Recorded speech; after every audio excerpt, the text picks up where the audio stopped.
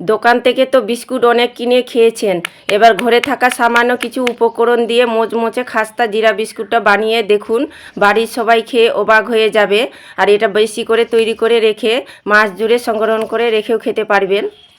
নমস্কার বন্ধুরা, প্রতিমা kitchen village ফুডের নতুন ভিডিওতে সকলকে স্বাগত জানিয়ে আজকে রেসিপিটা শুরু করছি। আর আজকে আমি আপনাদের সঙ্গে শেয়ার করব মুচমুচে খাস্তা জিরা বিস্কুট। বিস্কুট আমাদের সকাল বিকেলে কিন্তু প্রত্যেকেরই ঘরে কম বেশি লাগে।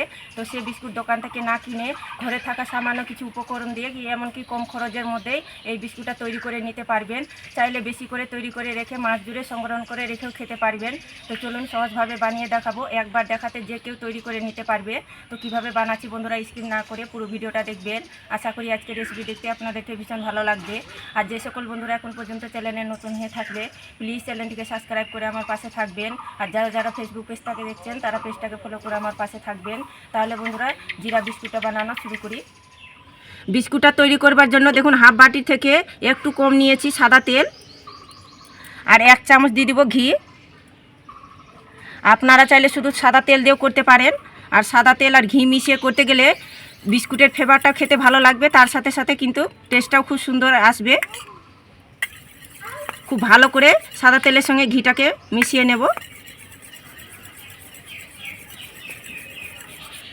তো দেখুন খুব ভালো করে মিশিয়ে নিলাম, এবার সাইডে রেখে দেব। তো বিস্কুটটা তৈরি করবার জন্য প্রথমে আমি একটা বাটি নিয়ে নিয়েছি, আর এই বাটি মেপে দিয়ে দিব 1.5 বাটি ময়দা। আপনারা চাইলে আটাও দিতে পারেন।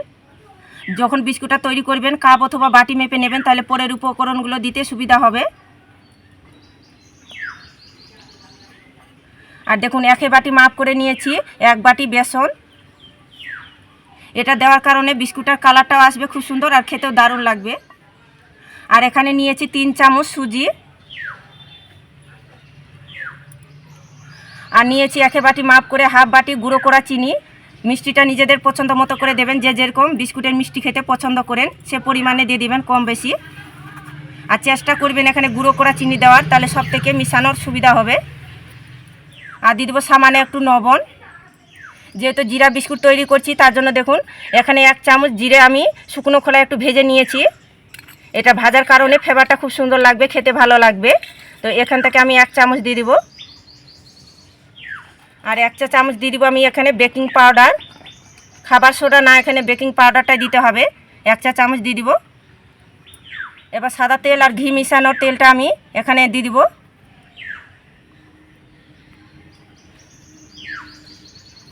এবার ভালো করে হাত দিয়ে ময়াম করে নিতে হবে, আর সব কিছু একটু মিশিয়েও নিতে হবে।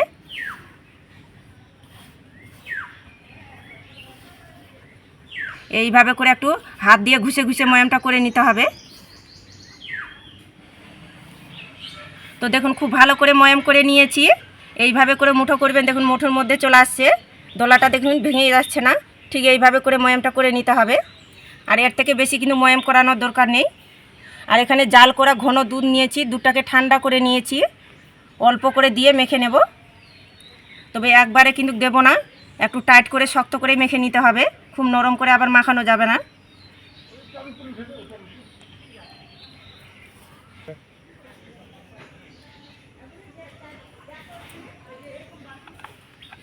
তো দেখুন অল্প অল্প দুধটা দিয়ে মেখে নিয়েছি।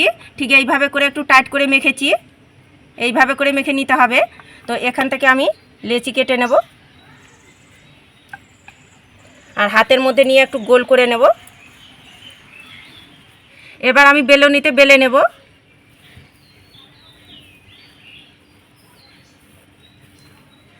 বেলার সময় দেখবেন এইভাবে করে ধারগুলো ফেটেও যাবে।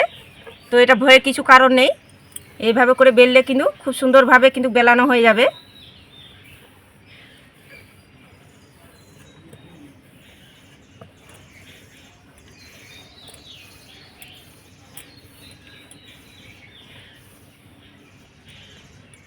তো দেখুন একটু মোটা করে বেলেছি। আর এখানে একটা স্টিলের গ্লাস নিয়েছি, এই গ্লাসের মুখ দিয়ে কেটে নেব। এইভাবে করে গোল বিস্কুট করে আমি কেটে নিচ্ছি। তো আপনারা চাইলে চৌকো করে কেটে নিতে পারেন নিজেদের পছন্দ মতো করে।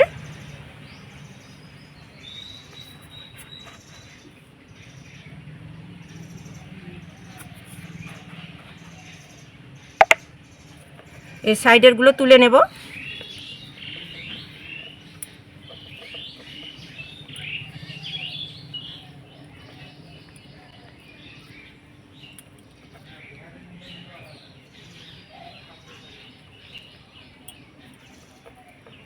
তো দেখুন জিরা বিস্কুটগুলো এইভাবে করে তৈরি করে নেব। আর দেখুন এইভাবে করে মোটাটা রেখেছি। এখানে একটা বড় স্টিলের খেলানো থালা নিয়ে নিয়েছি। এই থালার মধ্যে বিস্কুটগুলোকে সাজিয়ে নেব।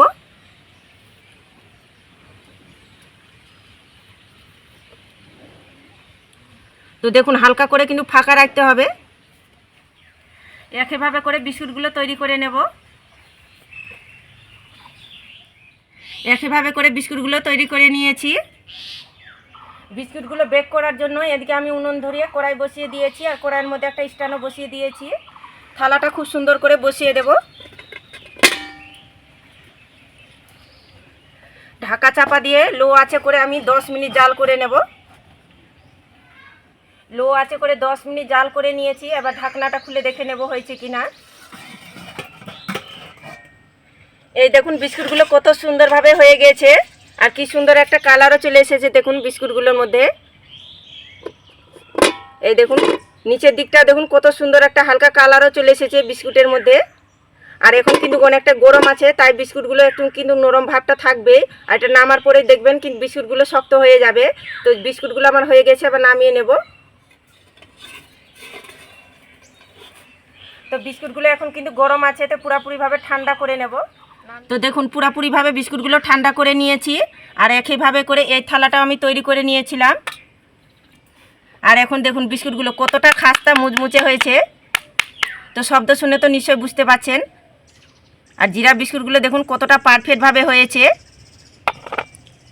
আর একটা আমি ভেঙেও দেখাচ্ছি। এই দেখুন কতটা খাস্তা আর মুচমুচে হয়েছে। একবার শুধু এইভাবে করে বিস্কুট বানিয়ে দেখুন, গ্যারেন্টি দিয়ে বলতে পারি আর দোকানের বিস্কুট খাওয়া ভুলে যাবেন। এতটা খেতে দারুণ লাগে, তো না বানিয়ে খেলে বিশ্বাসই করতে পারবেন না। দেখুন একটুকু ভিতরে কিন্তু কাঁচা নেই। কতটা পারফেক্ট হয়েছে জিরা বিস্কুটগুলো দেখুন। দোকানে না বিস্কুট কিনে এইভাবে করে জিরা বিস্কুটটা বেশি করে তৈরি করে নেবেন। আর কাচের ব্যামে কি অথবা যে কোনো ইয়াটের কৌটোর মধ্যে ভরে রেখে দেবেন। 1 মাস পর্যন্ত কিন্তু মুচমুচে আর খাস্তাও থেকে যাবে। আর সকাল বিকেলে চায়ের সঙ্গে কিন্তু যখন খুশি তখন বের করে খেতেও পারবেন। একের সময় দেখবেন কি হাতের কাছে বিস্কুট থাকে না, তখন কিন্তু এইভাবে করে 10 মিনিট হাতে সময় থাকলেই তৈরি করে নিতে পারবেন। তো দেখুন কাচের ব্যামের মধ্যে বিস্কুটগুলোকে ভরে নিয়েছি। এবার ঢাকনাটা লেগে দেব। এবার দেখুন তো দেখে মনে হচ্ছে কি এটা নিজে হাতে তৈরি করানো হয়েছে বিস্কুটটা। দেখে মনে হচ্ছে কি দোকান থেকে কিন্তু কিনে আনানো হয়েছে বিস্কুটটা। কি দারুণ দেখতে লাগছে দেখুন। এক এক সময় দেখবেন হাতের কাছে বিস্কুট থাকে না, তখন কিন্তু ঘরে থাকা সামান্য কিছু উপকরণ দিয়ে আমার মতো করে এইভাবে করে বিস্কুটটা বেশি করে তৈরি করে নেবেন। আর একটা ইয়াটের কৌটোর মধ্যে রেখে দেবেন। সকাল বিকেলে জলখাবারে অথবা চায়ের সঙ্গে খেতে পারবেন, দারুণ লাগে খেতে। আর আজকের আমার রেসিপি কেমন লেগেছে তো প্রতিদিনের মতন অবশ্যই কমেন্ট করে বলবেন।